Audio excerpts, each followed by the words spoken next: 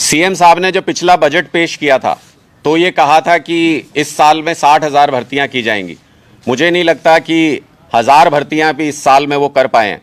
तो इसका मतलब उनका जो पिछले बजट में जो कुछ उन्होंने स्पीच दिया था वो झूठ था, और सदन के अंदर जो व्यक्ति झूठ बोल सकता है, मैं तो कहता हूं कि सीएम साहब ने सिर्फ युवाओं से झूठ नहीं बोला, उनके रोजगार के बारे में, भ्रष्टाचार के बारे में भी गीता की झूठी कसम सीएम साहब ने खाई। हम बार बार ये कहते हैं, जब उन्होंने एक पुराना महाभारत का एक प्रकरण है जिसमें ये कहा गया था कि अश्वत्थामा हतो इति, लेकिन मंद आवाज में उसके बाद कहा गया नरोवा कुंजरोवा, कि वो मनुष्य है या पशु है मुझे मालूम नहीं है।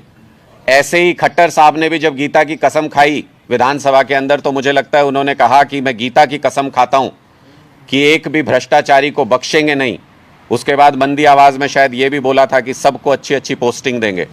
जिनके ऊपर भी भ्रष्टाचार के मामले चले उनको न सिर्फ बहाल किया गया, जो रंगे हाथों पकड़े गए उनको भी न सिर्फ बहाल किया गया बल्कि अच्छी पोस्टिंग भी खट्टर सरकार के द्वारा दी गई। तो भ्रष्टाचार के मामले में भी खट्टर सरकार झूठ बोलती है, और युवाओं को नौकरी देने के बारे में भी बजट भाषण आप पिछला उठा के देख लीजिए, उसमें जो जो कुछ बोला था, कहा था 2 लाख युवाओं को ट्रेनिंग देंगे, कोई ट्रेनिंग नहीं दे पाए। कहा था कि 60,000 युवाओं को नौकरी देंगे, कोई नौकरी पिछले 1 साल में नहीं दे पाए। इससे स्पष्ट है कि ये जो दूसरा टर्म खट्टर सरकार का और दुष्यंत सरकार का गया है, ये दूसरा टर्म पूरी तरह से युवा विरोधी था। इसमें नौकरी देना तो दूर, जो पहले से नौकरी लगे हुए हैं उनकी नौकरियों पर भी संकट मंडरा रहा है।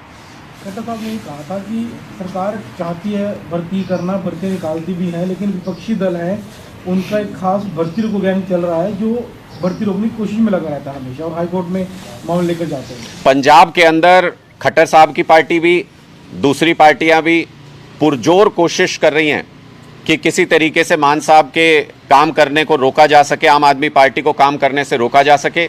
लेकिन हमने साल भर के समय में ही 40,000 नई नौकरियां पंजाब के अंदर दी हैं। कोर्ट के अंदर बहुत कम ऐसे मौके आए जब कोई भी हमारी जॉब जो हमने दी पंजाब में उसको चैलेंज किया गया और उसको तुरंत टैकल किया गया कोर्ट के अंदर भी। कोई कमी अगर आप छोड़ेंगे भर्ती प्रक्रिया में तो निश्चित तौर पर युवा अपने साथ होने वाले अन्याय के खिलाफ कोर्ट में जाएंगे। इसका मतलब आपकी भर्ती प्रक्रिया पूरी तरह से सही नहीं है, उसके अंदर बहुत सारी कमियां हैं, उसके अंदर बहुत सारे पेच हैं जिनकी वजह से वो बार बार कोर्ट में जाकर के अटक जाती है। कभी पेपर लीक हो जाता है, कभी कोर्ट में चले जाते हैं।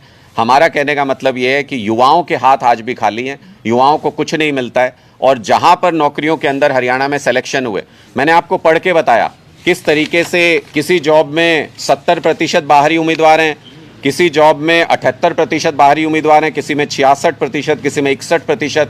अगर बाहर के ही युवाओं को नौकरी देनी है तो फिर वो जो 75% हरियाणा के युवाओं को नौकरी देने का जो जुमला था, आप स्वीकार कीजिए जनता के सामने कि वो झूठ था, वो जुमला था।